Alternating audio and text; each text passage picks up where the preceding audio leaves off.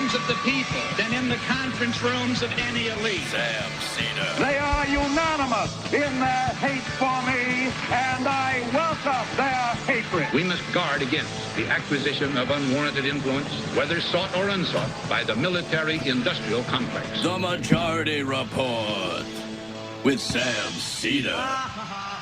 And I get the feeling you've been cheated.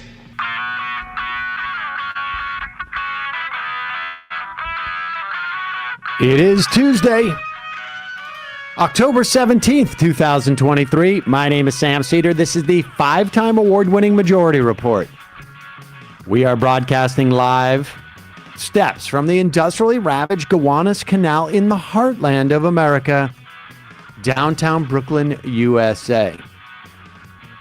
On the program today, Trita Parsi, Executive Vice President at the Quincy Institute for Responsible Statecraft, on the danger of Israel's Gaza assault becoming a regional conflict. Meanwhile, Joe Biden headed to Israel tomorrow, delaying the Gaza incursion. 13 House Dems call for an immediate ceasefire in Gaza. And the man who stabbed a 6-year-old Palestinian American to death apparently was obsessed with what right-wing radio coverage of the Israel-Hamas war. On Capitol Hill, Jim Jordan, to have his floor vote today, seems to be about 20 votes short, but no one knows. We may have live coverage of that later in the program. Meanwhile, Dems are launching ads tying frontline Republicans to the former wrestling coach seeking to become the Speaker of the House. Good job, Dems. Ford's CEO begs the union to end strike. Amy Coney Barrett calls for the Supreme Court to adopt an ethics code. Hey. Violent crime declines in 2022. Decline presumed accelerating in 2023. And the Biden administration eases sanctions on Venezuelan oil in exchange for freer presidential elections. All this and more on today's Majority Report. Welcome, ladies and gentlemen. It is Tuesday. Newsday. Look at that. We're finishing each other's sentences. Emma Vigland here on the Majority Report. Just wanted to we're doing an interview today. It won't be a full show interview necessarily, but it's one that we pre-recorded yesterday, and with Trita Parsi. Just wanted to before we start, just shout out to all the folks at the American Prospect. They had a get together last night in Brooklyn. Bunch of Majority Report listeners were there. Nice. It was fantastic. I met 2 different guys named Sam.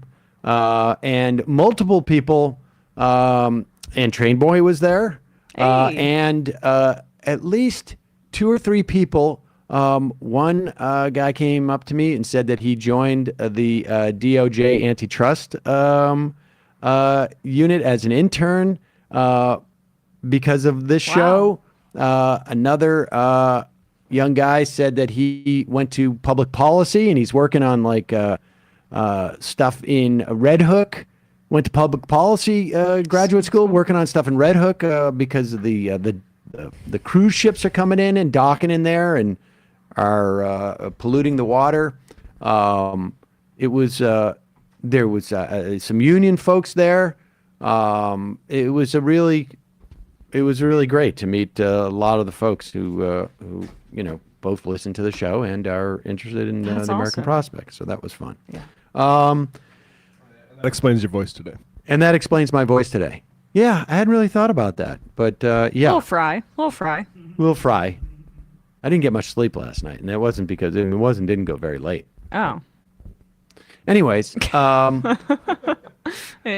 should say that, and this just in, Ron DeSantis still running for president, apparently. Wow. Yep. And he was on with Margaret Brennan on Sunday, CBS's Face the Nation.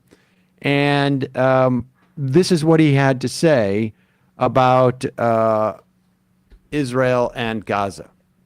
And let me ask you a little bit more about that, because of the 2 million people who live in Gaza, half of them are under the age of 18. Let's take a listen to something you said yesterday.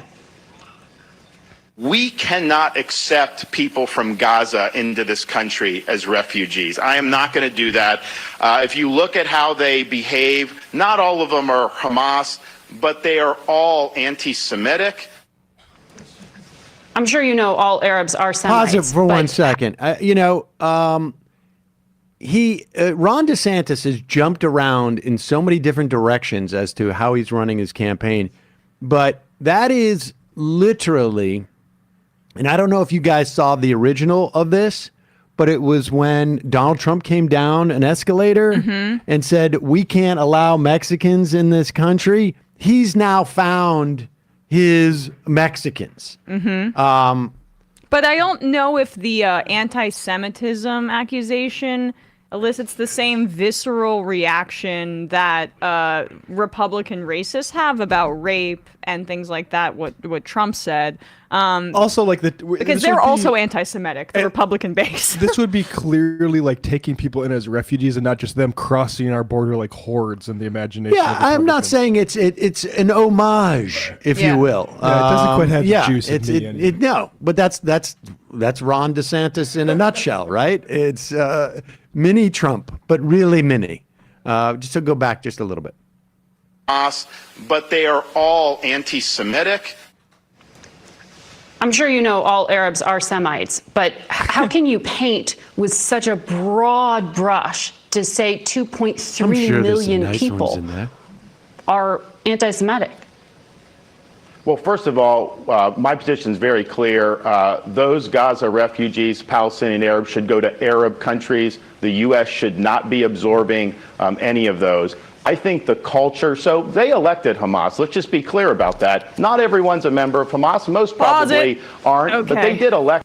I'm sorry, we just have to do this in real time. According to calculations about just because half the population are children, and because of the fact that the median age in Gaza is around 18, 19 years old, people have said that around 7% of the existing population probably was a part of the last elections that were held in Gaza, which were in 2006, because of how much killing, how much exodus there is in Gaza. That is not accurate whatsoever.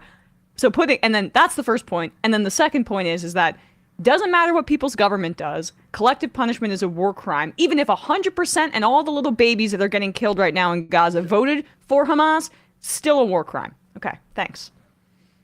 Any of those. I think the culture, so they elected Hamas. Let's just be clear about that. Not everyone's a member of Hamas. Most probably aren't, but they did elect Hamas. In 2006, and then the military occupation happened after that, where they went in and haven't allowed elections since 2007. So in 2006, there was an election. But there was a lot of celebrating of those attacks in the Gaza Strip by a lot of those folks who were not Hamas. But if you look at their education system, this has been an issue for a long time. They teach kids to hate Jews. The textbooks do not have Israel even on the map.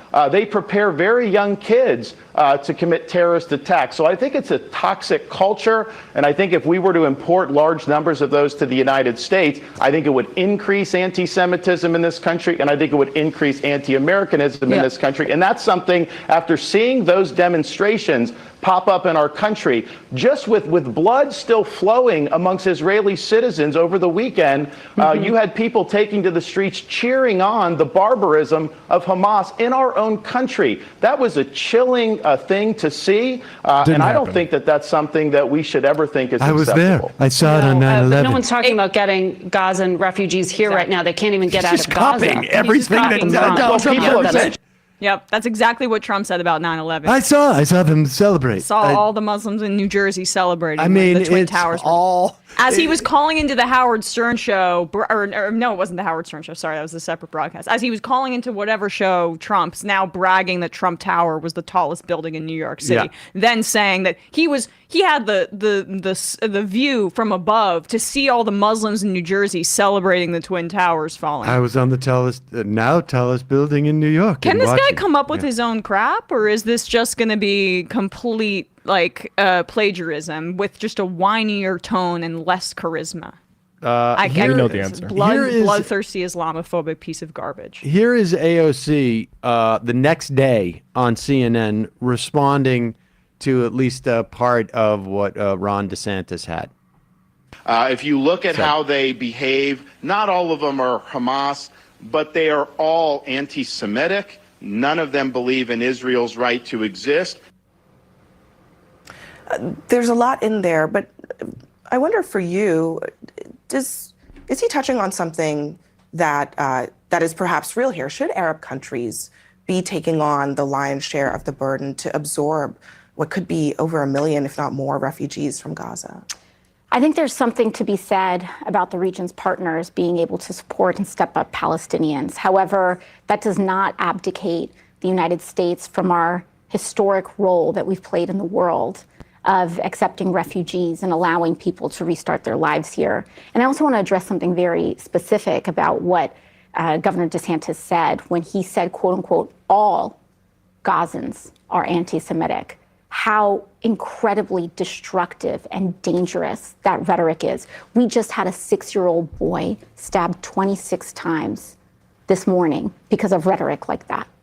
And it is dangerous, it is unacceptable, it is reckless, and no leader in the United States of America should be amplifying a message like that. And, it is not,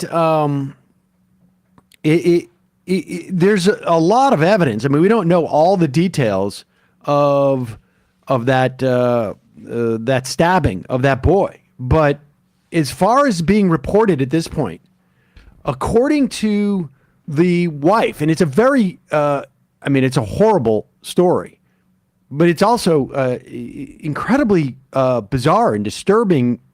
I mean, aside from obviously that a 6-year-old boy was killed and stabbed to death, the 71-year-old Joseph Zuba, I guess his name is, was the landlord of the 6-year-old and his mother.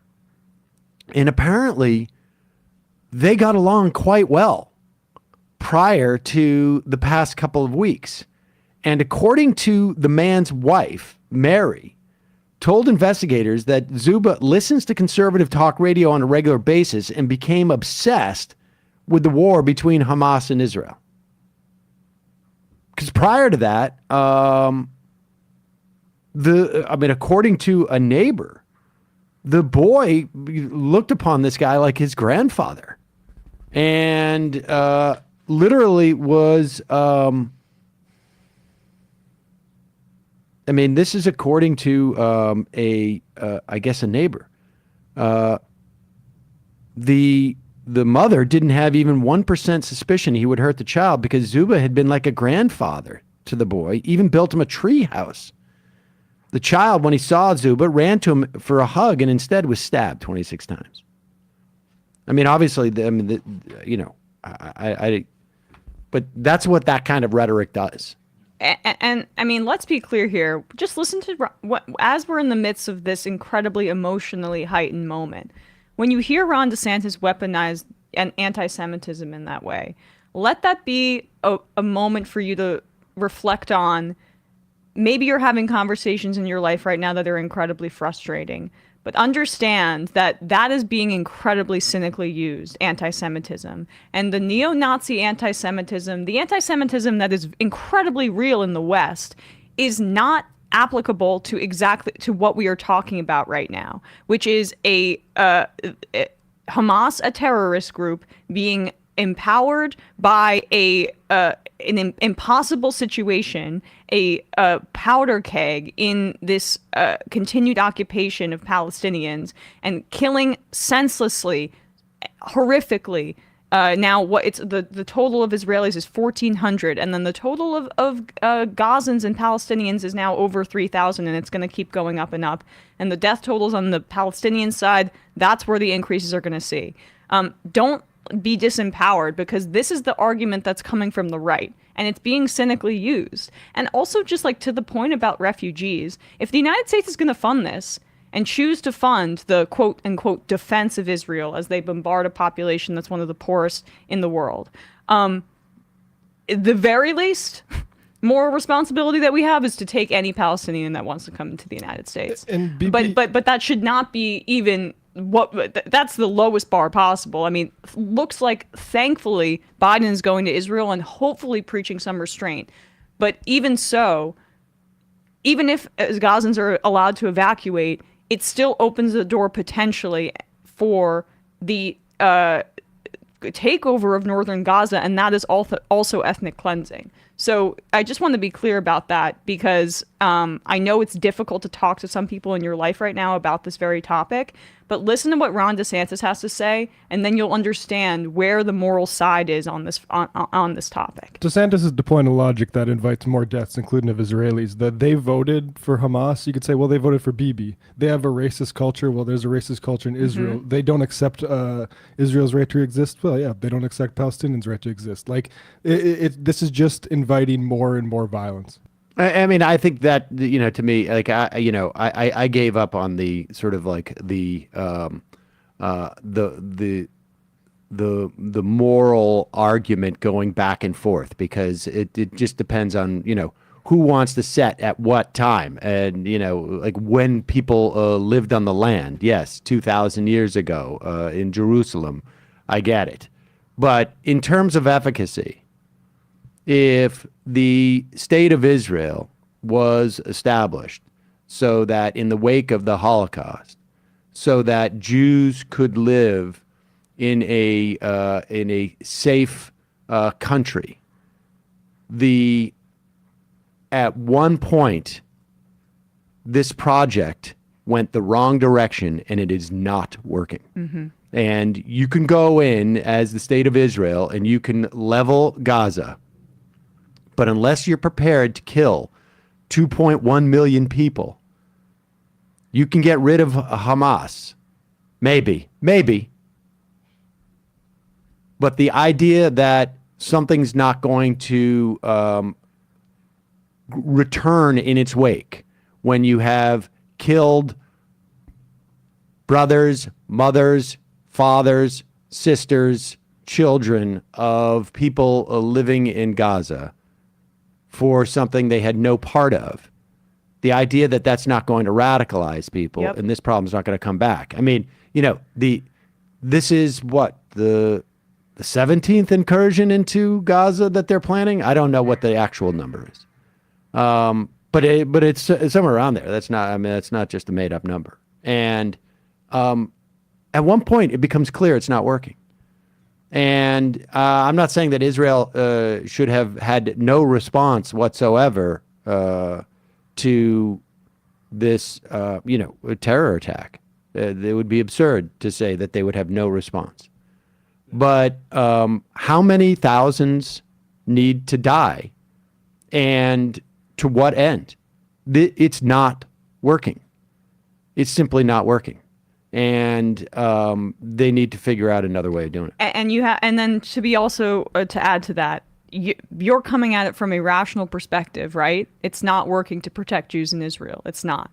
But is the Netanyahu government coming at this from a rational perspective, or are they coming at it from a fascist, deeply racist perspective that wants to clear out northern Gaza for potential annexation? That is the central question here. And then we're talking about an ethnic cleansing at the very least. Where do the refugees look, we don't have to speculate. We don't have to speculate on fascist elements in the government, right? I mean, and I never know how to pronounce it. Smotrich.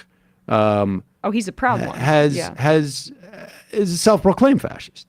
Ben Gvir. There's no other way to characterize what he's saying. I mean, they're fundamentalists, they're ethno-nationalists, and Netanyahu is trying to cover up from his failure in keeping people safe. And the reason why there was no military down there is because they were up in the West Bank, essentially helping settlers steal Palestinian property. And we are reaching the outer limits of the capacity of this government to suppress this amount of people. And even by their own logic, this is a failed project, and they need to go into a different direction. And so, it at the end of the day, it doesn't matter if Bibi Netanyahu is a horrible racist in his heart or not. You look at the actions, and the actions are failing even based on their own logic. And so, well, I mean, one logic is like, if there are refugees, regardless if they go to Arab places or South Dakota, that means that more Palestinians have been removed. Of course. I mean, they were refugees. They're in Gaza. Yeah. Because they were refugees from where they were living in 1948, or their grandparents were living in 1948. And so, I mean, concentrated in a place that has 90% of the population has no clean water before this happened. Youth unemployment 70%, regular unemployment around 50%. Half the population are children. Just to underscore the level of desperation here, they are unable to travel. There's no airport without Israel's okay. It's very difficult to get to see their relatives in the West Bank. This is exactly the conditions that create more violence. Systemic violence begets terroristic violence, and then more violence in response. Enough. All right. Well, we got to do some ads. Okay. It's tough to make these turns. We weren't even planning to get that far into it right now, but we got Trita Parsi that we interviewed yesterday about the potential for a widening regional conflict. Good for the Biden administration at this point. At the end of the day, if the price for them to inhibit an Israeli incursion into Gaza is that they've got to make public proclamations, then good. I mean, certainly it appears that Biden's timing on this trip tomorrow, both was contingent upon a humanitarian aid package, but what it also does is they will not invade while Biden is in Israel. And they probably won't do it while he's in the region. And he's going to, I believe, to Jordan after visiting Israel. And so every day that passes where Israel is not invading Gaza, there is a infinitesimally, but not insignificant, chance that they will not go in.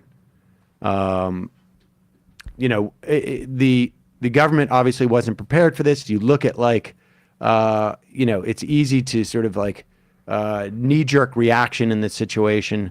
We'll see. But moving on, want to just talk about a podcast that you should check out. I want to talk about Future Hindsight. It's an award-winning podcast. It takes big ideas about civic life and democracy and turns them into action items for all of us. Mila Atmos is passionate about unlocking the power of everyday citizens. You can join her on the show as she zeroes in on what you can do to get engaged and stay engaged. Every Thursday, she talks to bold activists and civic innovators to help you understand your power and your power to change the status quo. Last week's episode, she spoke with Stephen Levitsky, professor of government at Harvard University, co-author of Tyranny of the Minority. Don't miss their conversation about how a multiracial democracy can only be achieved if we reform America's anti-democratic institutions like the Electoral College, the filibuster, and more. Find them at futurehindsight.com or wherever you listen to podcasts. Also, I've mentioned this in the past, but about a year ago, I started to notice it's getting a little thin on this side of. It's weird. This side of my head gets a little more thinner than this side. I'm old. You're blessed. I mean, honestly, most men would be like, "Wow, you've got a good head of hair for your age." But here's the key: is like I want to keep it, and so I got out ahead of this. Years ago, Nutrafol had wanted to advertise with us. I asked Michael if he wanted to take it. He didn't want to, and I think that he didn't want to acknowledge. Maybe I don't know, but and then. You had a story about it, and I had these around, and I'm like thinking like I'm gonna start taking it, and then they came back as a sponsor, and the whole thing about Nutrafol, and this is, I mean, essentially this calculation I'm making, I can stop this before it starts at no cost to my health, because Nutrafol provides a whole body health approach. It promotes healthier hair, and it has no drugs. No compromises, just better hair. 80% of men will experience hair thinning in their lifetime. It's normal, and it doesn't have to be your fate. You can get ahead of it like I did with Nutrafol. Nutrafol is the #1 dermatologist recommended hair growth supplement. It's clinically shown to improve your hair growth. You can see visible thickness, which I have, visible scalp coverage, got new growth coming back in here. Nutrafol's hair growth supplements use physician-formulated, natural, science-backed ingredients. It's drug-free. It's a patented technology that provides consistent, reliable results without compromising your sexual health. Go to Nutrafol.com/men. Take their hair health wellness quiz. It'll help you identify the causes of your thinning hair, and Nutrafol will give you a personalized plan for better hair health through whole body wellness. What Nutrafol does is it targets healthy hair growth by targeting root causes of thinning hair, such as stress, hormones, environment, nutrition, lifestyle, and metabolism, again, through whole body health. And it works. Clinical study, 84% of men showed improvement in their hair after 6 months of taking Nutrafol men's hair growth supplements. Take the first step to visibly thicker, healthier hair. For a limited time, Nutrafol is offering our listeners $10 off your first month subscription and free shipping when you go to Nutrafol.com/men, enter the promo code TMR. That's TMR. Find out why over 4,000 healthcare professionals recommend Nutrafol for a healthier hair. Nutrafol.com/men, spelled NUTRAFOL.com/men. Enter promo code TMR. That's Nutrafol.com/men, promo code TMR. We'll put the link in the podcast and YouTube description. Quick break, and we'll be right back with an interview that Emma and I did with Trita Parsi, Executive Vice President at the Quincy Institute for Responsible Statecraft.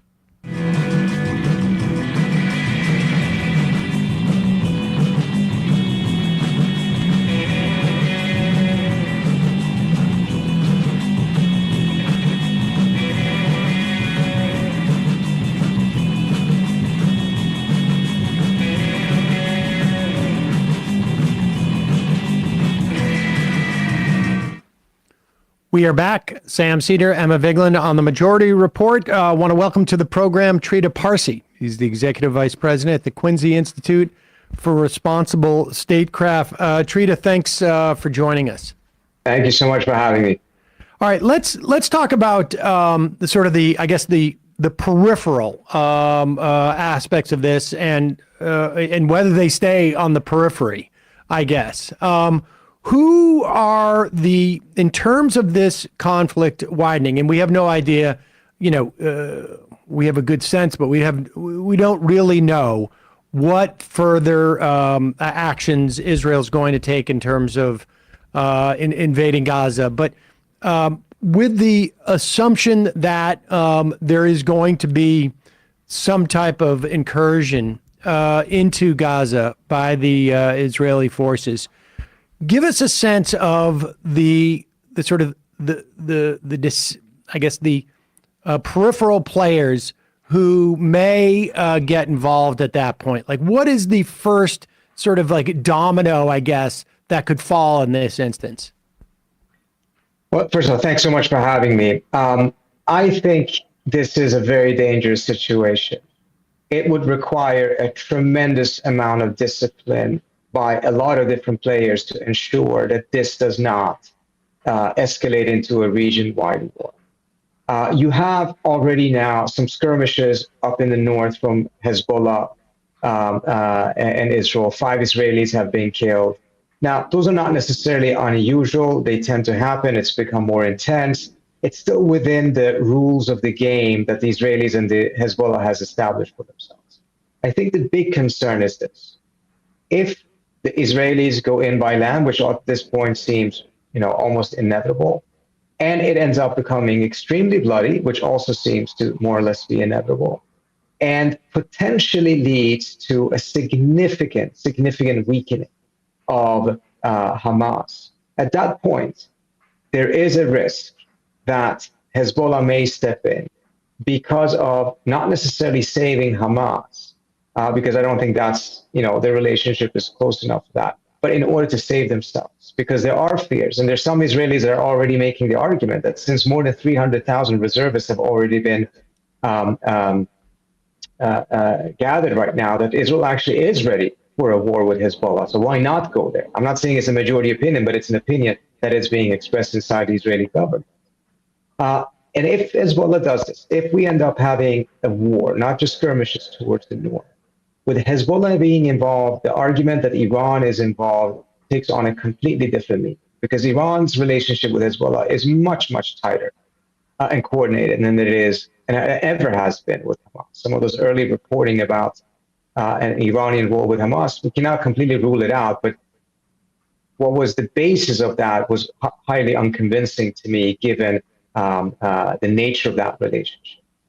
If the Iranians are more directly involved, it's going to be a tremendous amount of pressure on the United States to take military action. We've already seen that the administration's strategy by moving warships to the Mediterranean, by the president himself very clearly telling the Iranians don't, is seeking to deter them from getting involved. My critique of that is, while I think it's absolutely correct to deter the Iranians and others not to get involved, I'm not really sure how that's going to work out if there at the same time is very little restraint, if any, that is being asked of the Israelis.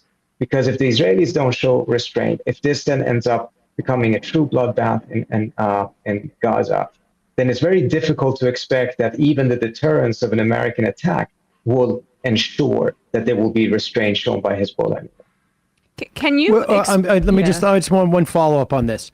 So, in terms of what will I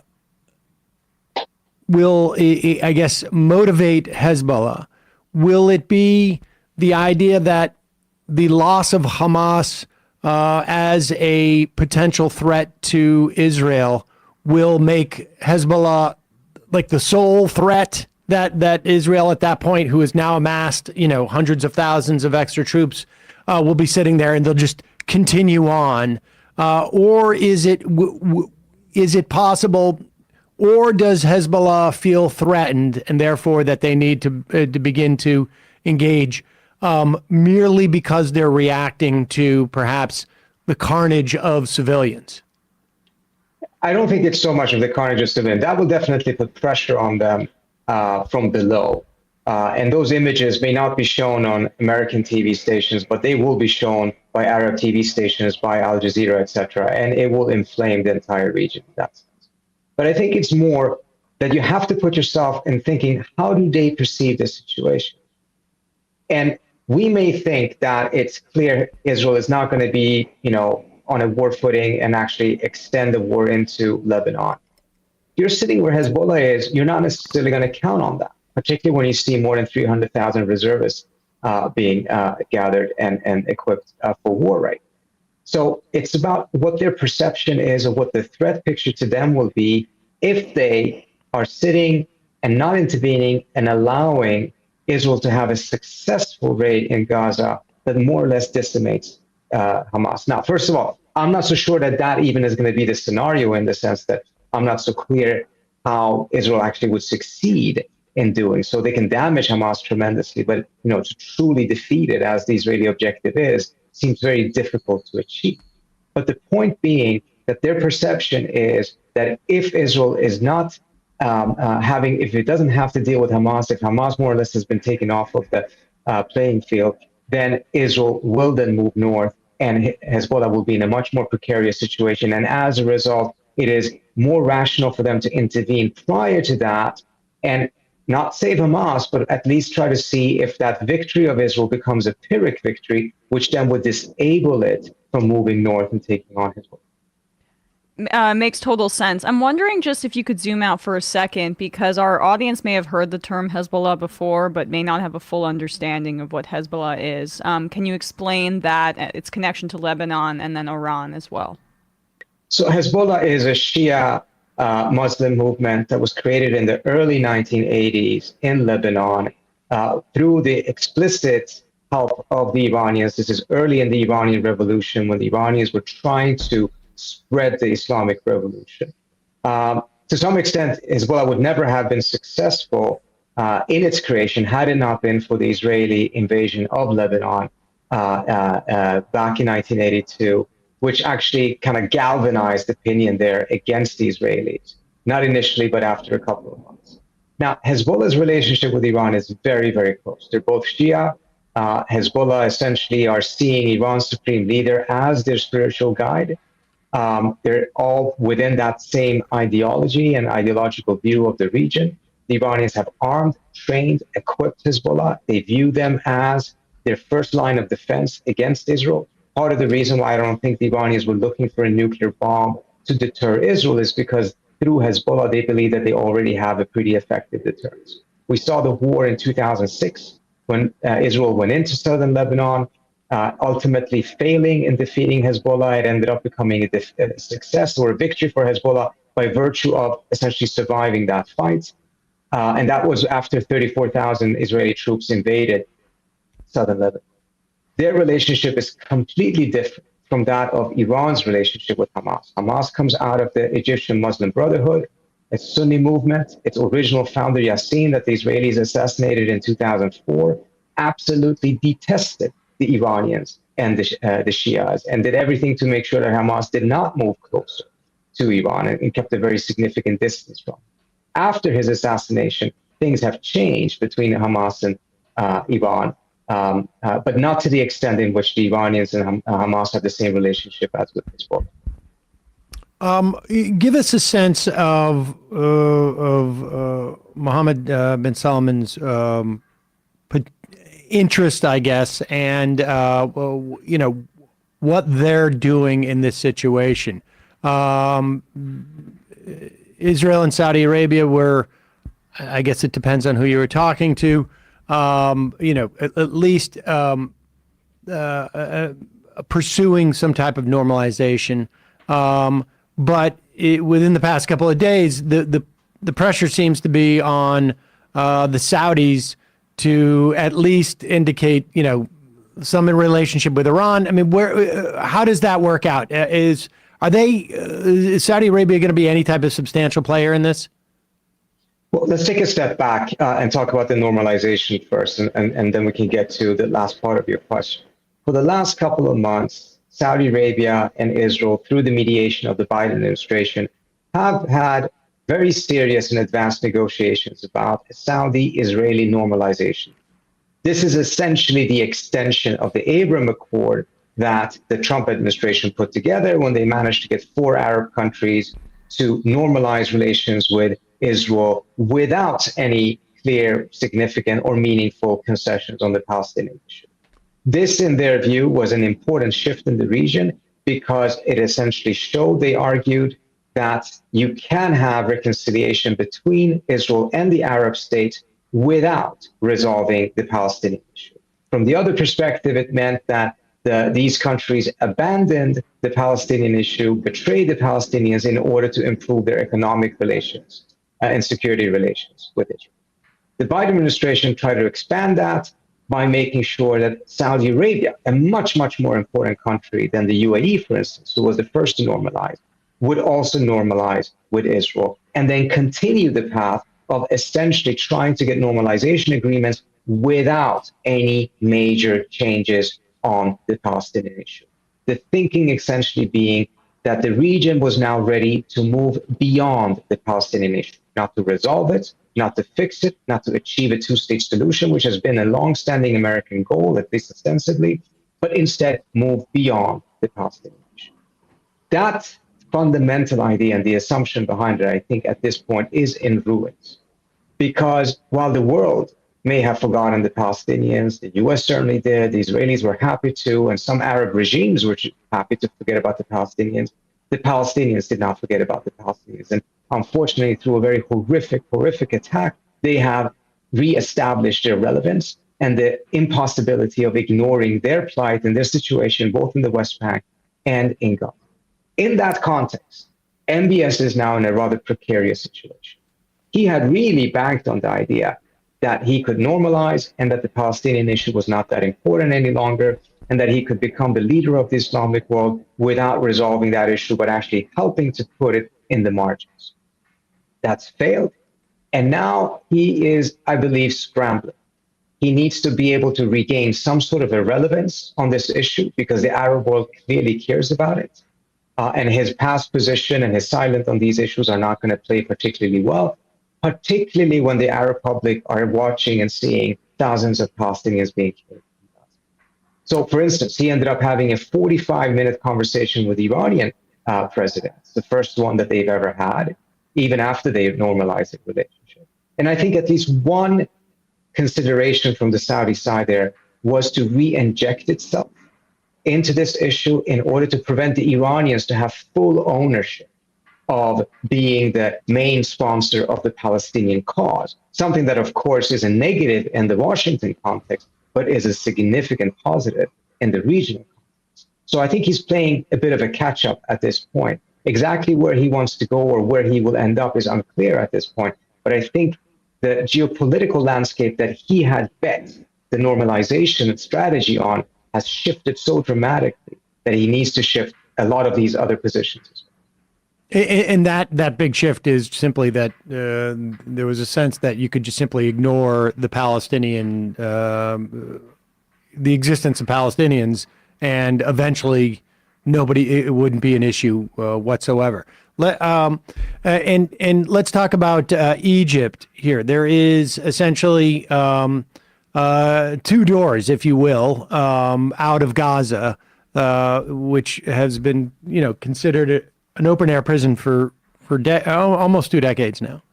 One is to southern Israel. The other is to the Negev Desert, across the Rafah gate, I guess, into Egypt.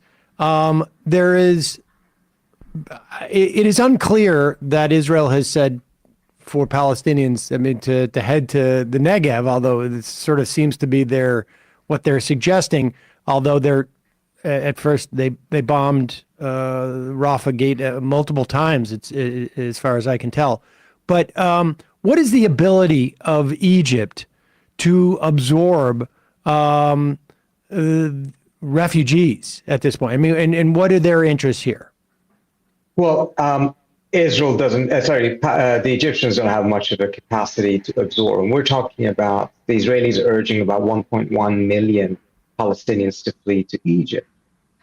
Egypt doesn't have that capacity to handle it. Egypt is hardly standing on its own as it is right now, given a tremendous amount of mismanagement and economic corruption and economic difficulties that it faces.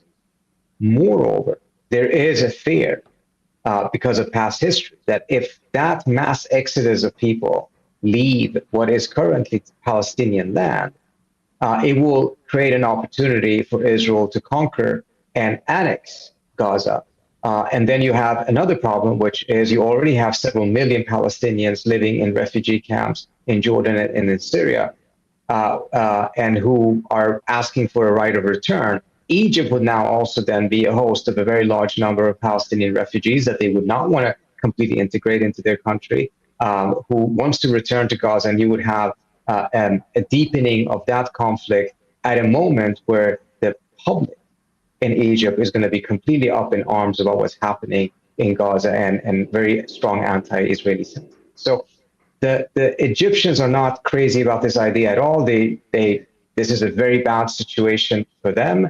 And I think there's a frustration on their end, of course, that some of their considerations and concerns, legitimate security concerns, are not being considered in Washington in the same manner that Israel's concerns are currently being taken into consideration.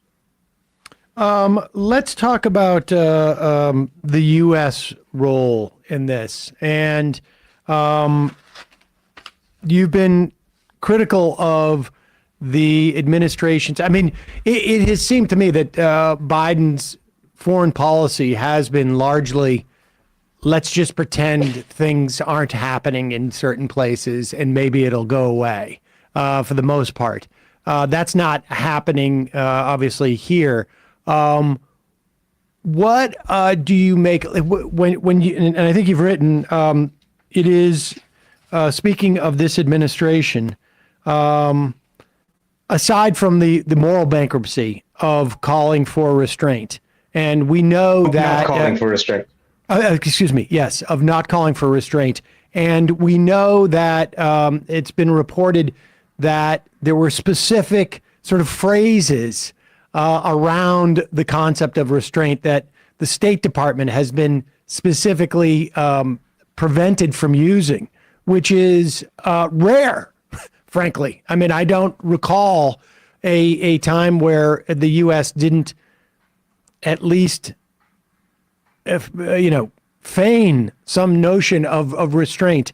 But you're right, it's the strategic malpractice of giving Israel carte blanche to act as it wishes, despite knowing and understanding the tremendous risk that Israel's unrestrained actions in Gaza can drag Washington into a wider regional war that neither serves the interest of U.S. nor Israel.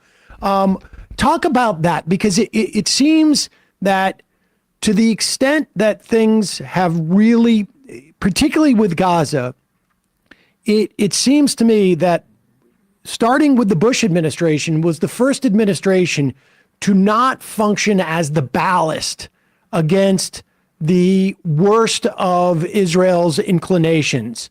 And, prior to that, there was some role of the U.S., acting as a restraint on the Israeli government that the Israeli government could, sort of fend off the most sort of hawkish impulses that it had. Now, I don't think the Israeli government's interested in that, but certainly the U.S. has stopped playing that role. Really, it feels like for at least 20 years now.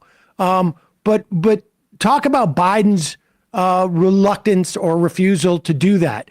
It seems to be very, certainly short-sighted.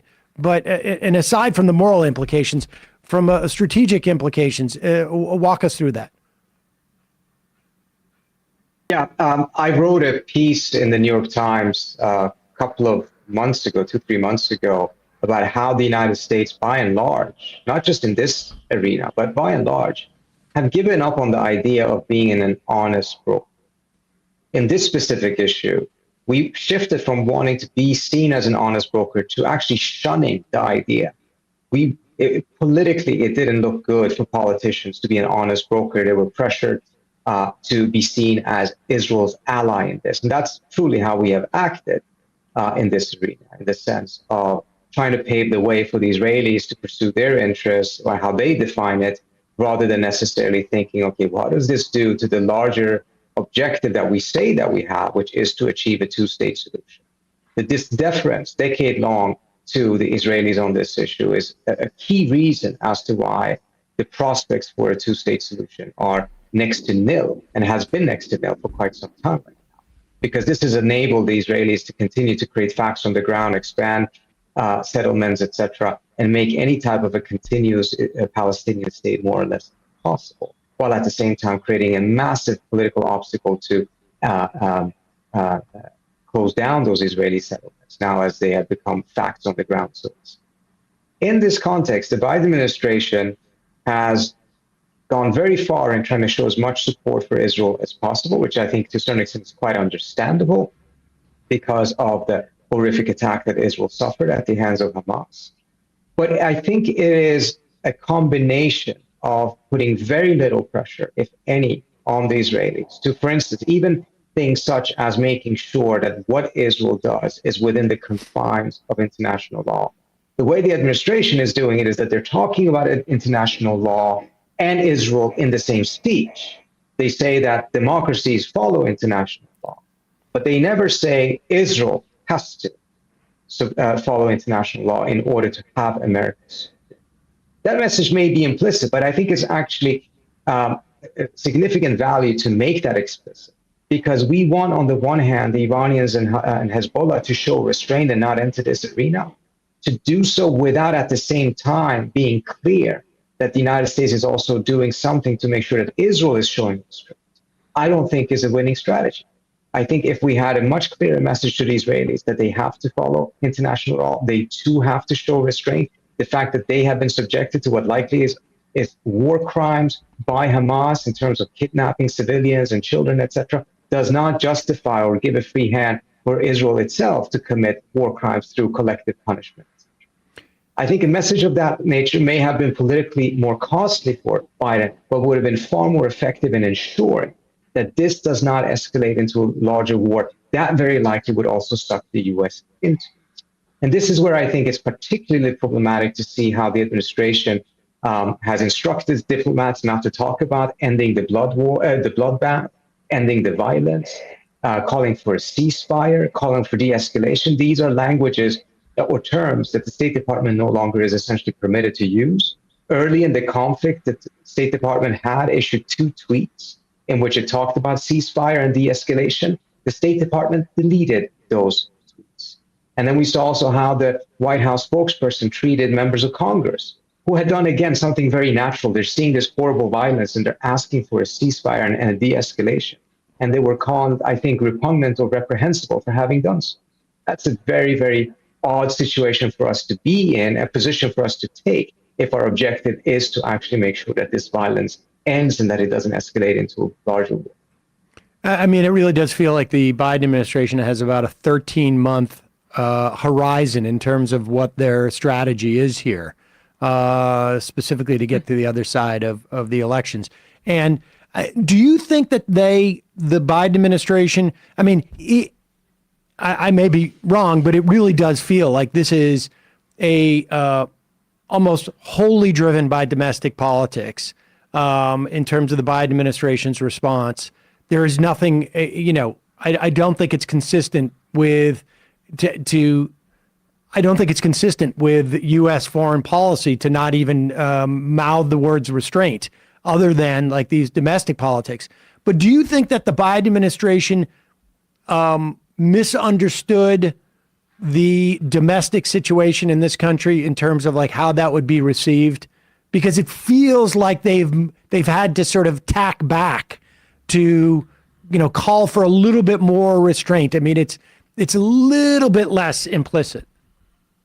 It is a little bit less implicit. And I think that perhaps hopefully, there's a bit of a recognition that if they calculated that this position is such a big political win for them or politically beneficial or less costly, that the calculation may not have been as clear-cut as they thought.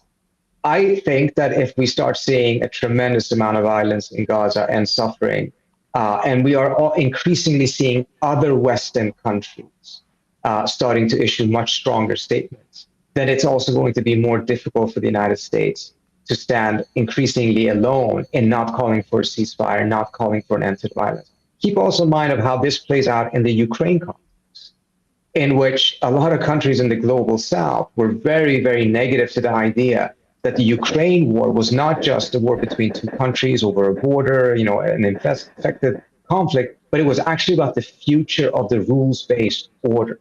That this was about whether we live in a country of law or in a world of laws, or if it's might makes right. Well, in this situation, it is quite shocking that the State Department has been forbidding its diplomats and spokespeople to even use the language of restraint, acting within international law, etc., etc. In the eyes of a lot of countries in the global south, this is exactly what they expected. They were so cynical because they thought that the arguments about rule of law is just something that is being used in this specific case because it serves the interests of the United States and Ukraine and Europe. but it will not be applied consistently, and it will certainly not be applied in countries in which the United States' sympathies lies with an actor that is acting outside of the realm of international. All right. Well, lastly, I guess, are there any other players that we should be watching for what they may or may not do that might have wider implications in terms of broadening this out regionally? I think one other thing that we are likely going to see more of, we've seen a little bit, is that we may also end up having an explosion in the West Bank. The West Bank is controlled by the Palestinian Authority. That's not where Hamas is strong or is having the type of a governing capacity.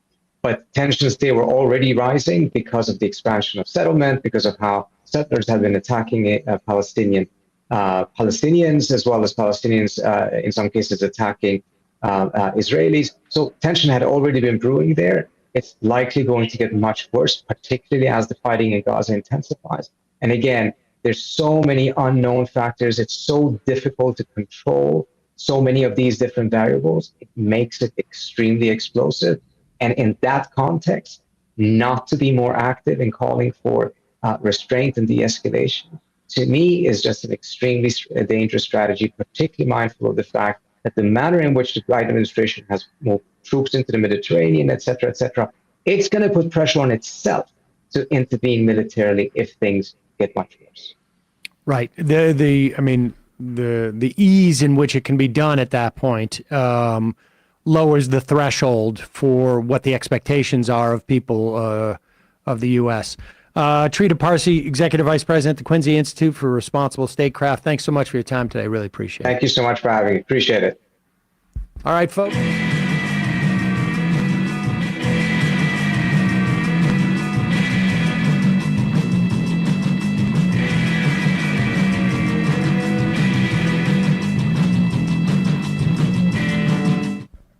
We are back.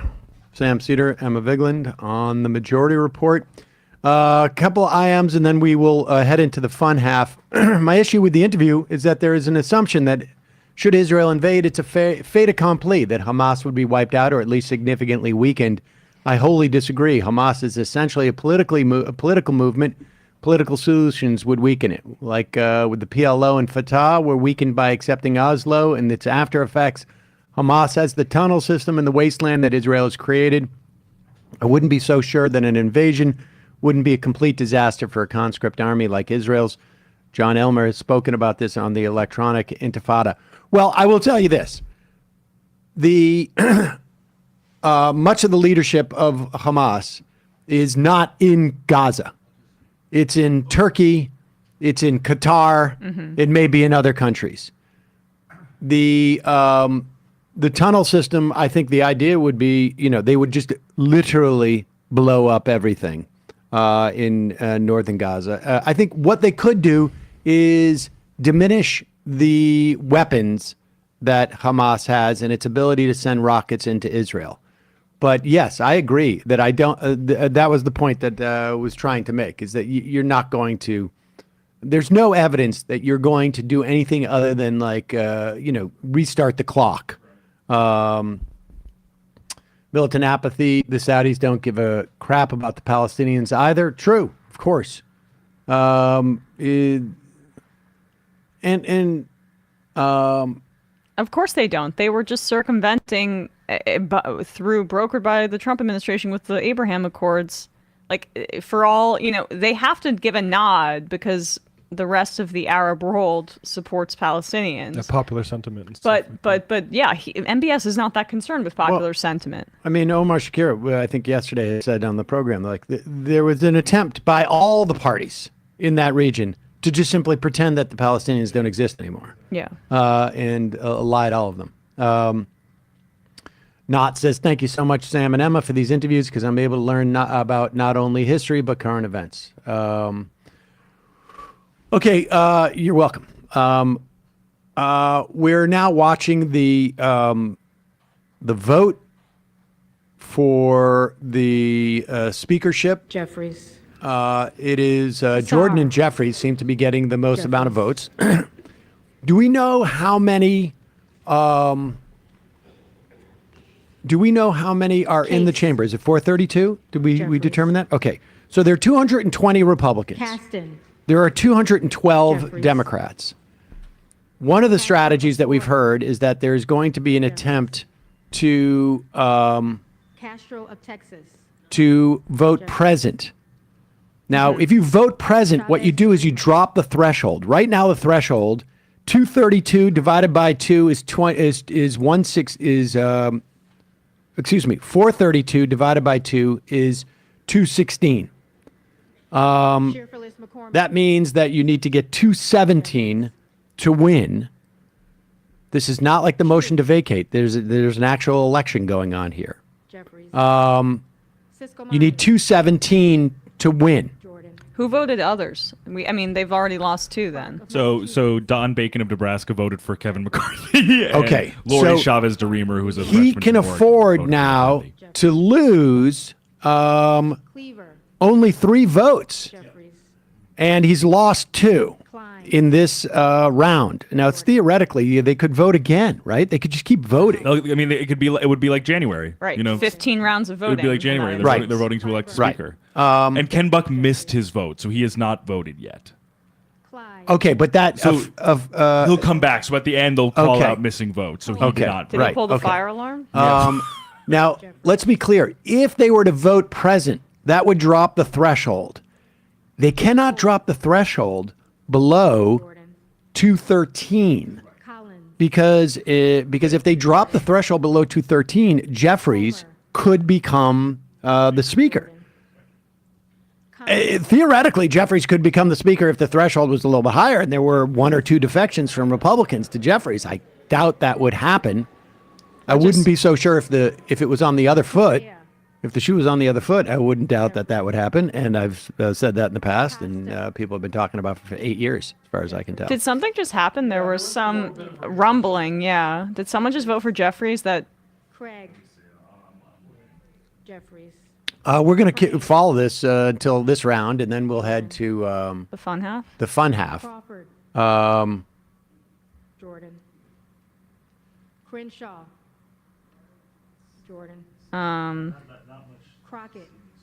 So Chavez, there's 2 against McCarthy, as you said. 2 against, or 2 for McCarthy, 2 meaning against Jordan. Chavez, Derimer, I don't even know who that representative is. She's a freshman from Oregon. Is she one of the 18? Yes, she's in a Biden district in Oregon. Yeah. So just keeping track of this alphabetically. And Don Bacon is as well. Bacon in Nebraska is also in a Biden So district as well. that's 2 Biden district defections on the Republican side. Lori Chavez Derimer in Oregon, Don Bacon in Nebraska, as you said, Bradley. Gus Barakis has not voted. Do we know how he... Bill Rockus is a Jordan supporter. He's the one missing. Bill Rockus Yes. is missing. Yes. Okay. So he won't be in the chamber until tonight. Ken Buck hasn't voted. And he left. We're but- waiting on Duarte in alphabetical order. and Diaz-Balart, who's a anti-McCarthy. He's a McCarthy supporter. Diaz-Balart from Florida. Okay, Duarte in California 13 is next up on the alphabetical potential defections. Jeffries. Desanye. Jeffries. Desjardins. Jordan. D'Esposito. Zelton. Lee Zeldin.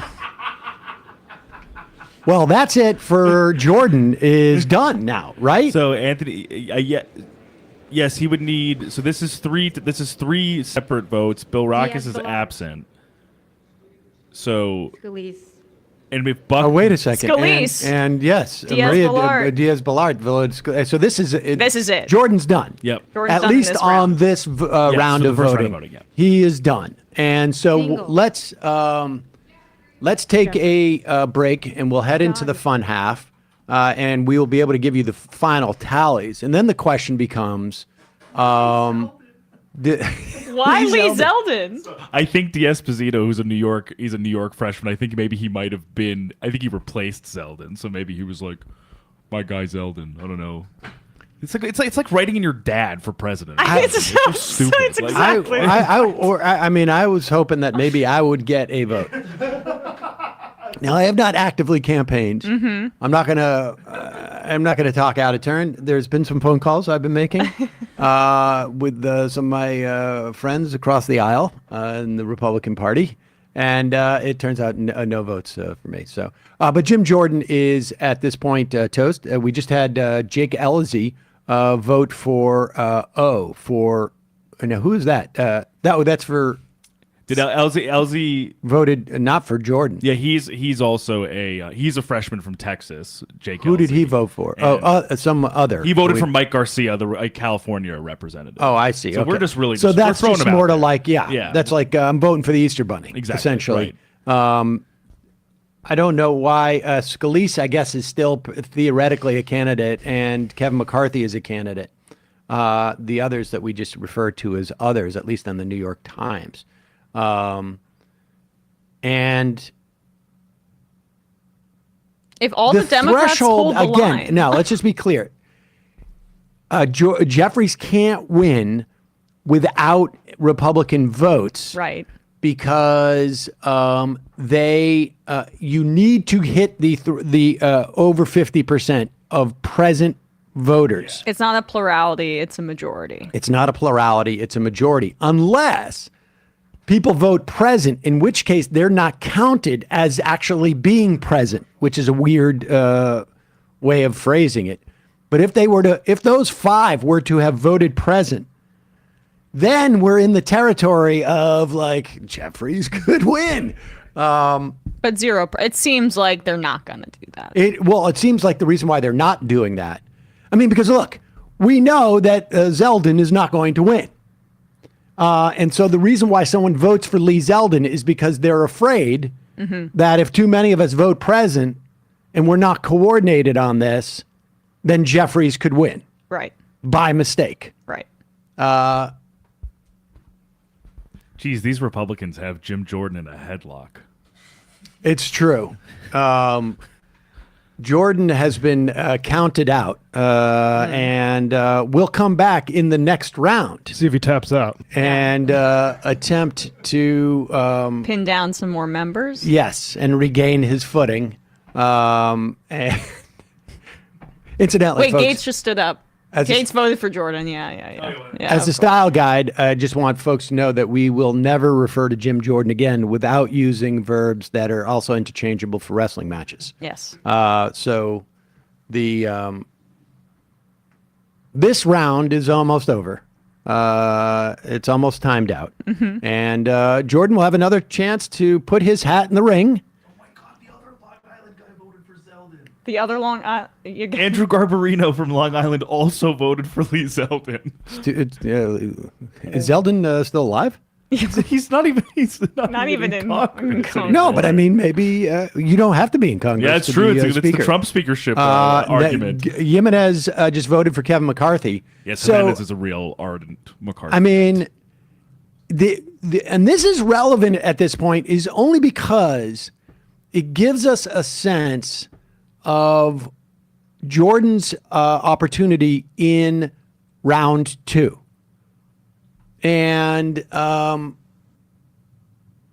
guess there's also a question is like, how much patience is there going to be for 15 rounds of voting? And it could be one of those things. And Tony Gonzalez just voted for Scalise. So we're up to 8 other votes.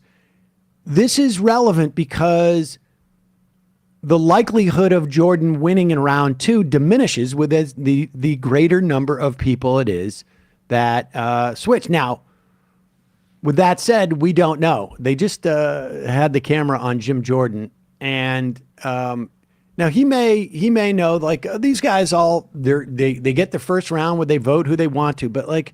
I mean, honestly, you're voting for Lee Zeldin in the first. Like, what are you signaling to anybody? What are you signaling to anybody? And if some reports are right here, Eric Michael Garcia over at the Independent, Kay Granger, who is the Appropriations Committee chair, like she's you wouldn't really expect her to go out of line with whatever the conference is doing. Right. She just voted for Scalise. Like that's a defection I don't think anyone was really anticipating or like would think would happen. A committee chair. Maybe she was one of the Scalise strongholds who reportedly, quote, according to the New York Times, wept openly when he took his name out of the conversation in their private meetings. But these people are weird.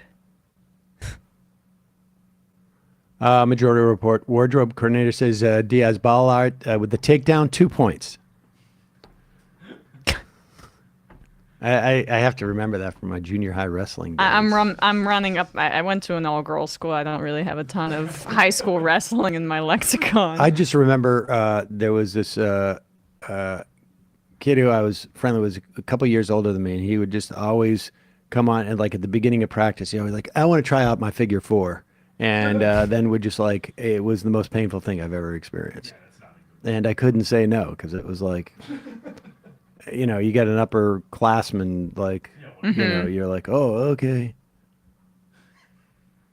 Tap out, Sam.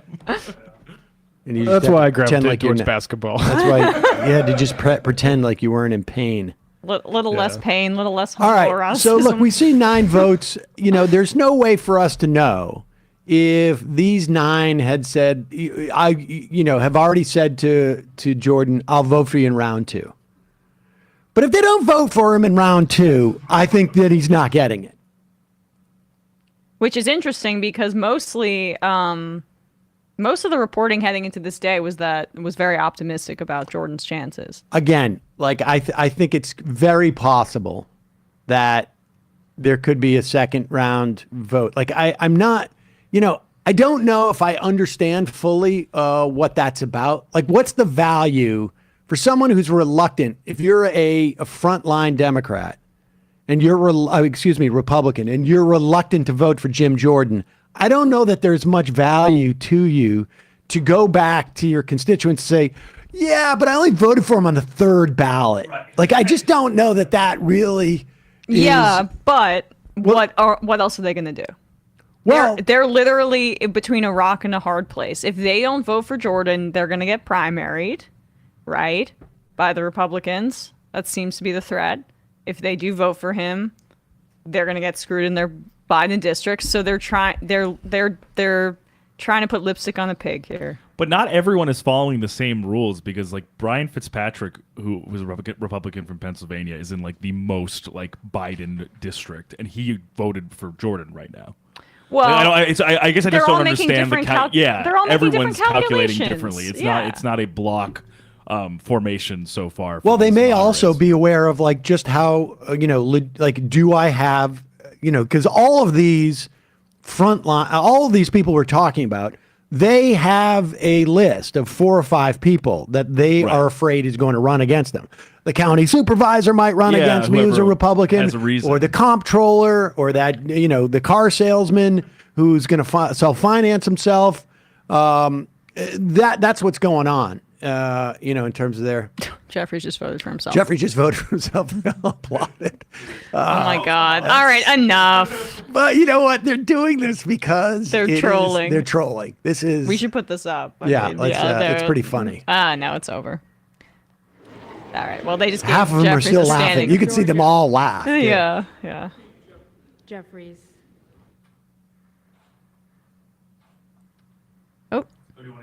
Yeah, let's just hear it. Let's do this out. We've got I guess there's another 100 votes, right? Yeah, it's not worth it. He's not getting this round, so let's just go into the We're going to go into the fun half, ladies and gentlemen. You can join us there by becoming a member at jointhemajority.report.com. And when you do, you not only get the free half free of commercials, but you also get the fun half. And now the Republicans are giving a standing ovation for Jim Jordan for voting for himself.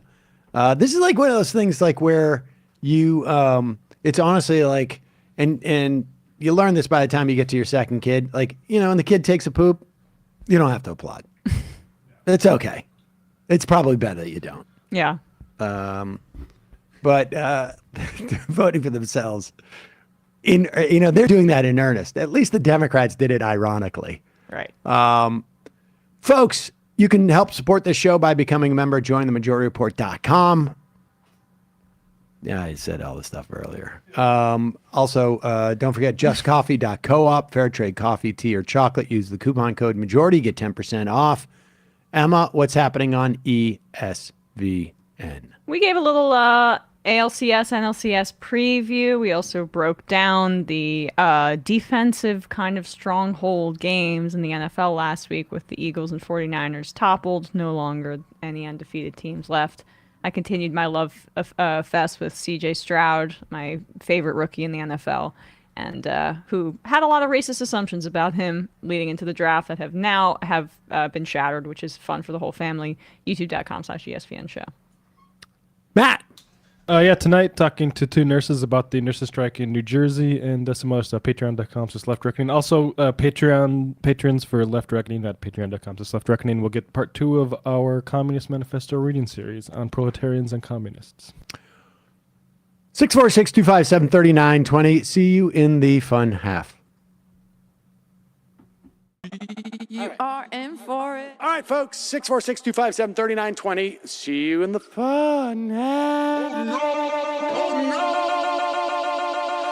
Are you ready?